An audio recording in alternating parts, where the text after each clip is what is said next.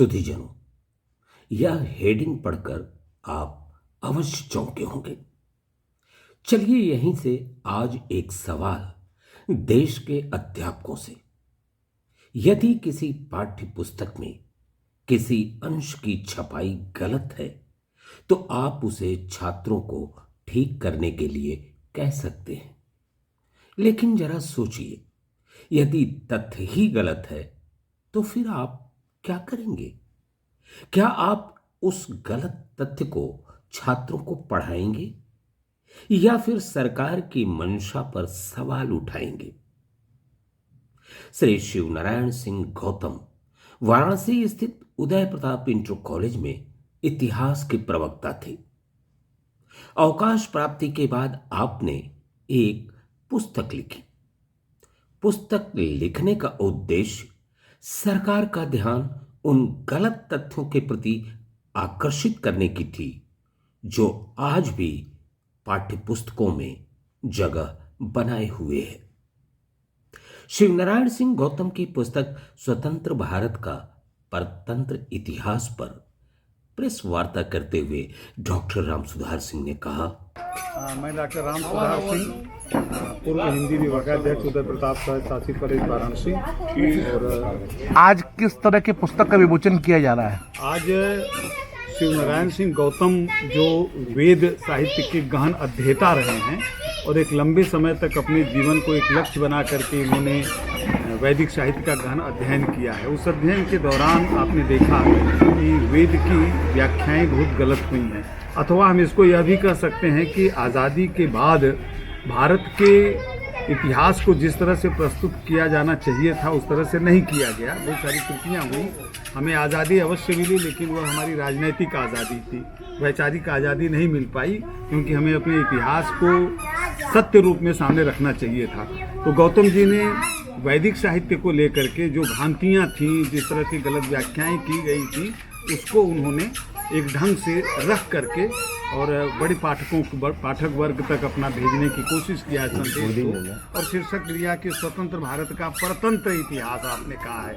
आपकी अपनी दृष्टि है और यह जो पुस्तक आप लोकार्पित हो रही है वह एक बड़े ग्रंथ की भूमिका मात्र है, और वो बड़ा ग्रंथ आपका तैयार है। वह कभी जब सामने आएगा तो विचारोद्दोलन काफ़ी तेजी के साथ होगा, लेकिन इस भूमिका से यह स्पष्ट हो जा रहा है कि वेद के मंत्रों की किस तरह से व्याख्या की गई, गलत व्याख्या की गई, और उसका एक सत्य स्वरूप आपने पाठक वर्ग के सामने रखने का प्रयास किया है। इस पुस्तक का लोकार्पण वाराणसी स्थित गिलट बाजार के जयनगर कॉलोनी अंतर्गत श्री अवधेश सिंह के आवास पर हुआ।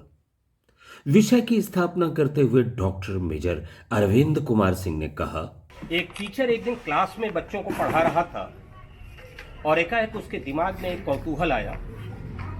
उसने ब्लैक बोर्ड के ऊपर एक बड़ी लकीर खींची और बच्चों से कहा कि इसे बिना छुए, बिना मिटाए, इससे बड़ी लकीर खींच कर दिखलाओ। मात्र एक बच्चा आया था जिसने उस छोटी लकीर के नीचे बड़ी लकीर खींची और शिक्षक ने उससे कहा था कि बेटे, जिंदगी में अगर तुम्हें बड़ा बनना हो तो किसी को मिटा कर बड़ा मत बनना, उससे बड़ी लकीर खींच कर बड़ा बनना जिंदगी के अंदर। लेकिन सारे विद्यार्थियों ने यह बात मानी हो ऐसा नहीं था। अभी कुछ समय पहले 24 नवंबर शहीदी दिवस होता है, और जब गुरु तेग बहादुर सिंह जी के जिंदगी के बारे में हम जानते हैं और पढ़ते हैं तो सिर्फ इस बात के लिए उनकी गर्दन उतार लिया औरंगजेब ने 1675 के अंदर कि तुम इस्लाम धर्म क्यों नहीं स्वीकार करते हो। और यहीं तक नहीं छोड़ा, गर्दन उतारने के बाद उसने कहा कि कोई व्यक्ति इसका अंतिम संस्कार भी नहीं करेगा।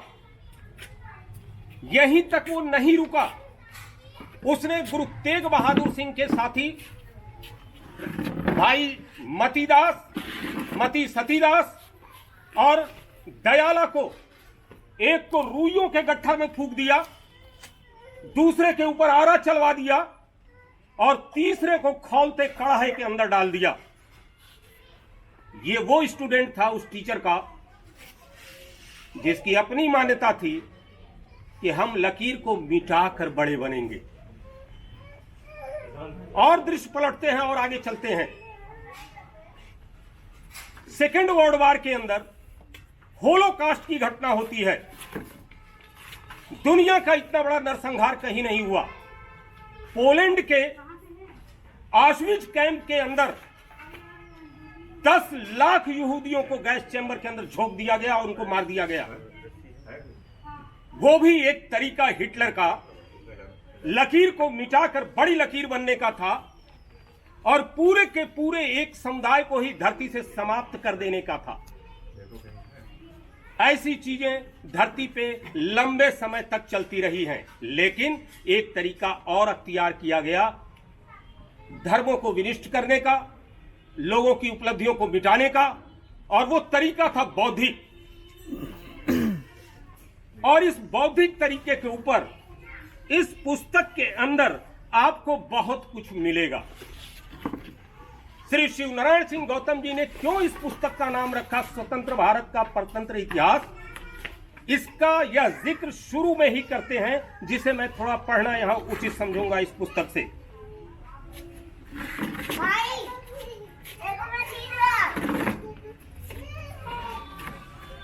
दरअसल शिवनारायण सिंह जी गौतम कहते हैं कि स्वतंत्रता के पश्चात भारत सरकार द्वारा इतिहास लेखन हेतु एक समिति का गठन किया गया।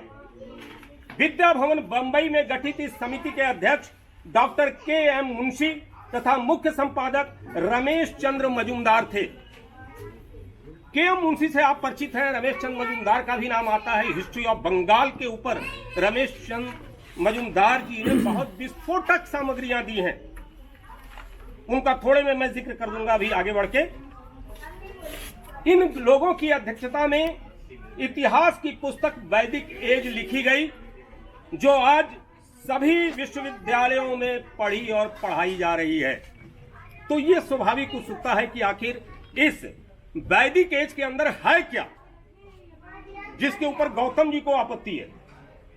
ये कहते हैं कि इस किताब के अंदर प्रस्तुत वैदिक एज के पृष्ठ संख्या 225 पे लिखा गया है कि भाषा संबंधी आधार पर भारत देश के सबसे पुरानी पुस्तक ऋग्वेद 1000 ईसा पूर्व लिखा गया, अर्थात आज से लगभग 3000 वर्ष पूर्व।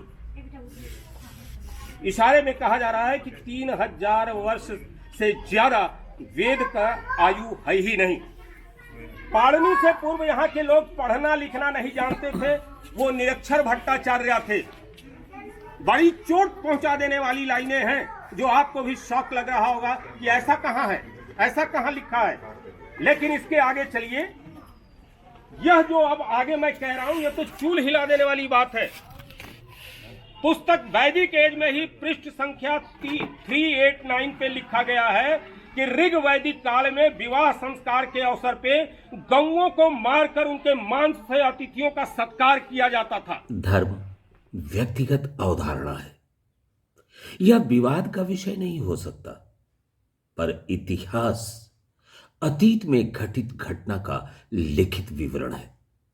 उससे छेड़छाड़ युवा पीढ़ी को दिग्भ्रमित करने के प्रयास के अलावा और कुछ भी नहीं होगा। मनमोहन सिंह ने अपनी बातें कुछ इस अंदाज में रखी। जहाँ तक धर्म की बात है, तो गौतम जी की किताब पढ़ा तो देखो मैं झूठ साच नहीं बोलता हूँ, मुझको उसमें बहुत कंफ्यूजन हुआ। और धर्म को मैं केवल एक पालन करने की प्रक्रिया मानता हूँ, उसको ढोंग के रूप में लेना स्वीकार नहीं है। एक आदमी हमको हिंदू धर्म का मिला तो मैंने कहा आप पढ़े हो हिंदू धर्म है? हिंदू धर्म है ही नहीं है। Chief justice of India Bharat के संविधान के ज्ञाता ने लिखा है, हिंदू धर्म is a way of life. ये धर्म नहीं है, धर्म है सनातन। और सनातन धर्म के नाम पर वही हिंदू है, मुसलमान है, तो इन सब चीज़ों से हम लोग थोड़ा सा दूर रहते हैं। सही बात बता रहा हूँ। और सबसे बड़ी चीज़ है, मैं इसको ग्रहण किया हूँ भगत सिंह के जीवन से। भगत सिंह 8 वर्ष का था, उसके पिता गए गन्ना के खेत में छोटे छोटे टुकड़े काट कर बोना शुरू किया। और भगत सिंह क्या किया कि छोटे टुकड़े को 3-3 टुकड़े में बांटना शुरू किया। पिता उसको 2 बड़ा का मारा, ये सब क्यों बर्बाद करते हो? का बर्बाद नहीं करते हैं। जितने टुकड़ा होगा उतने अंग्रेज मारे जाएंगे और उतने जल्दी भागेंगे। आपके ऊख बोने से कुछ नहीं होगा। और उस जमाने में आप लोगों को मालूम होगा, आर्य समाजियों को उसका बड़ा जोर था। पूरा पंजाब 2/3 आबादी आर्य समाजी थी। भगत सिंह का पूरा घर ही आर्य समाजी था। वहाँ सब जितने पंजाबी थे सब थे। और इसको मनाते मनाते थक गए। वो माना नहीं, भगत सिंह माना नहीं। और वो कहा गया, वो कहा कि ये सब जो धर्म है ये केवल पालन करने की चीज़ है, जनता में प्रचार के लिए ये सब चीज़ें नहीं है। पुस्तक की प्रासंगिकता और लेखन के उद्देश्य पर विस्तार से अपनी बात रखते हुए हिंदुस्तान के जाने माने साहित्यकार एवं आलोचक डॉक्टर राम सुधार सिंह जी ने कुछ इस अंदाज में अपनी बात रखी। मैं धर्म को लेकर के कोई बात नहीं करूंगा, क्योंकि दुनिया के प्रत्येक, जिसको हम धर्म कहते हैं, प्रत्येक धर्म ने दया, करुणा, प्रेम, परोपकार की बात कही है। और आपको जानकर आश्चर्य होगा कि दुनिया में जितनी हिंसा धर्म को लेकर के हुई है उतनी और किसी दूसरे कारण से नहीं हुई। इसलिए जिनको हम धर्म कहते हैं वो धर्म है ही नहीं है। धर्म तो वही है, जीवन जीने की पद्धति है, जिसको सर ने बताया। ये सब क्या है? संप्रदाय हैं। और संप्रदाय जब विकसित होता है तो उनकी अपनी दृष्टि होती है।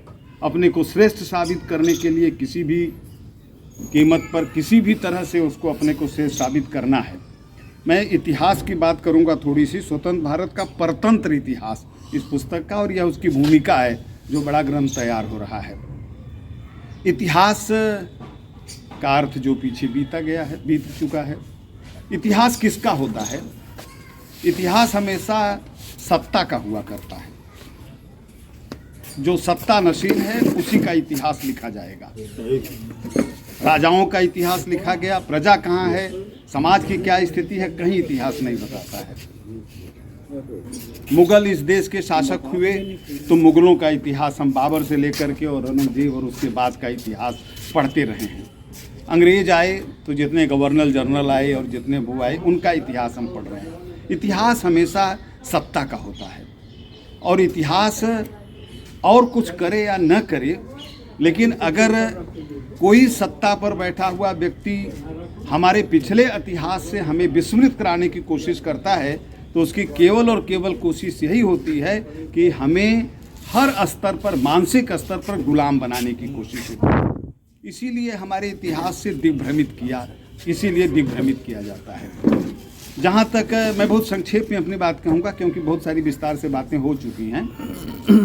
जहाँ तक वैदिक मंत्रों की व्याख्या का सवाल है, एक चीज़ स्पष्ट कर दूं आपको कि वैदिक संस्कृत जो लिखी गई है और बाद में जो लौकिक संस्कृत विकसित हुई, पाणिनि जिसके सूत्रधार व्याख्या के रहे व्याकरण के, वह वैदिक संस्कृति का व्याकरण नहीं है। वैदिक संस्कृति एक अलग संस्कृति थी और वह इतनी मंत्र से जब अबूझ हो गई सबसे तो वह हट जाती है। भाषा का यह स्वभाव होता है कि एक भाषा कोई भी जब केवल कुछ लोगों के बीच में रह जाती है तो एक नई जो जनता की भाषा होती है वो साहित्य की भाषा बन जाती है। इसीलिए आप देखेंगे कालिदास, भवभूति, इन लोगों के संस्कृत को क्या कहा गया? लौकिक संस्कृत, मानिए लोक की संस्कृत थी। तो जो लोक की संस्कृति जब संस्कृत बनी साहित्य की तो उसके लिए व्याकरण की जरूरत थी, जो कि पाणिनि के बाद के सूत्रों में आई। 1947 के बाद कुछ लोगों ने इतिहास को अपने अनुसार परोसा। इस अपराध में अंग्रेजों के साथ साथ वामपंथी इतिहासकारों का नाम भी शामिल है। आज जरूरत है सही तथ्यों को जनता के समक्ष रखने की, लाने की तथा उन गुमनाम शहीदों से देश को परिचित कराने की जिन्हें षड्यंत्र के तहत इतिहास के पन्नों से मिटा दिया गया। लूला लंगड़ा इतिहास हमारी विरासत के साथ सबसे बड़ा धोखा होगा। यह पुस्तक अंधेरे से रोशनी की तरफ की यात्रा कराती है।